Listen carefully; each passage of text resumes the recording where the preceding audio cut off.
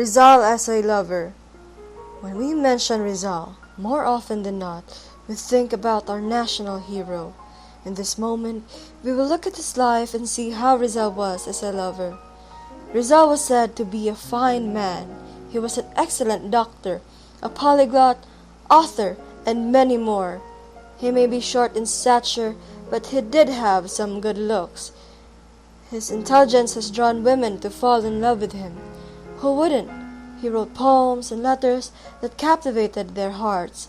Let's take a deeper look at all of Rizal's love. Segunda Katigbak.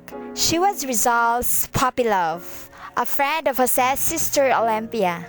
Jose often visits Segunda's dormitory whenever he visits his sister Olympia. Sadly, the relationship was hopeless from the start because Segunda was already engaged to Manuel Cruz. But even if Segunda was engaged to Manuel, it did not stop them from seeing one another. One day, Segunda gave Jose a fake rose, and in return, Jose gave her her own portrait sketch. Leonor Rivera. Jose and Leonor's relationship was the longest, having lasted for 11 years. Leonor played a huge influence in Jose, keeping him from falling in love with other girls, especially when he traveled abroad, often and encountered different women abroad. Leonor's mother disapproved of Jose and Leonor's relationship. Bakit siya pa ang natipuhan ng aking anak na si Leonor? Karami-raming lalaki diyan. Bakit siya pa? She intercepted by telling the post office to not send the letters from Rizal to Leonor and vice versa. Huwag niyong ipadala ang mga liham ni Rizal sa aking anak na si Leonor. Sadly, Leonor believed that Jose no longer cared and wrote to her. Leonor, against her wishes, then went on to marry an Irishman named Henry Keeping. Henry Keeping was from England, and Leonor's mother wanted him as Leonor's husband. Later on, Leonor died due to complications during childbirth with their second child with Henry. After she died, her final request was to bury the silverbacks with Leonor's ashes with the ashes of Jose's burned letters. Consuelo Ortiga. Daughter of Don Pablo Ortiga, hailing from Madrid, Spain, Jose dedicated a poem to Consuelo entitled A la Señorita. Jose and Consuelo get to know each other when Jose studied in Spain. Rizal probably fell in love with Consuelo, and Consuelo apparently asked for romantic verses. Before it came to a serious relationship, he backed out because he was loyal to Leonor Rivera, and at the same time, his friend Eduardo de Lede was deeply in love with Consuelo. He gave way to Eduardo to preserve their friendship. Seiko Usui, also known as Osei-san, was of Japanese descent and a daughter of a samurai. She taught Jose the Japanese language, culture, and the Japanese painting style called somi-e. There were talks that if only Jose wasn't patriotic to his country, he may have married this rich and intelligent woman and settled in Japan for good. But Jose's love for the Philippines prevailed above all, and his plan to eradicate the Spanish friars in the Philippines was still going on. Gertrude Beckett. While Rizal was in London, annotating the successes de las Islas Filipinas, he boarded in the house of the Beckett family.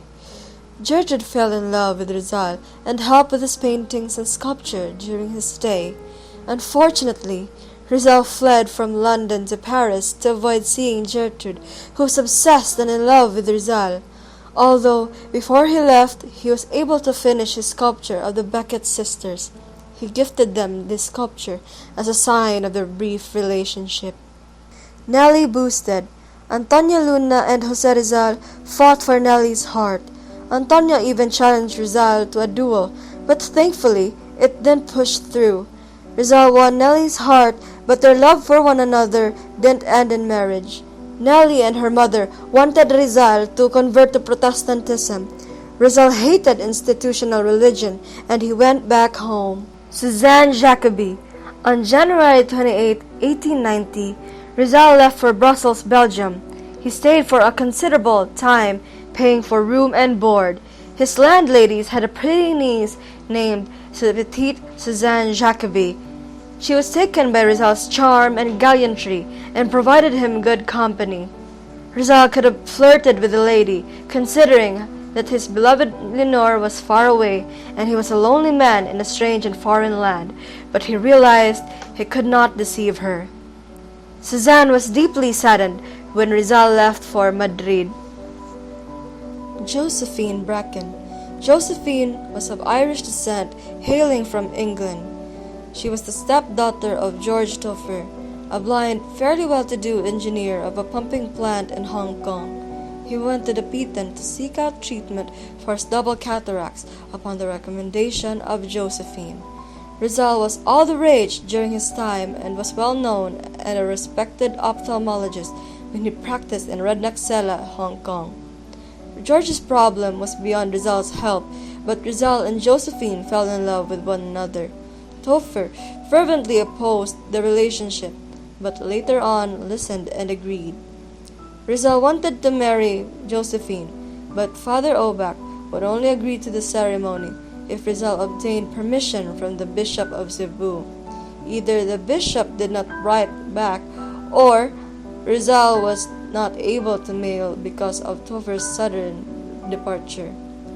Rizal and Josephine lived together as husband and wife in Barangay Talisay, Dapitan.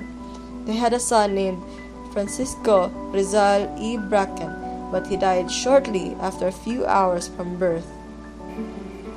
Paalam anak. Hanggang sa muling pagkikita. Some say that Rizal was a womanizer. Some say he was a hero. Some say he was a lover. Some say that he was a great doctor. Above all, we have to see that at the very core, Rizal was like us, a human being first and foremost. Pareho lang tayo.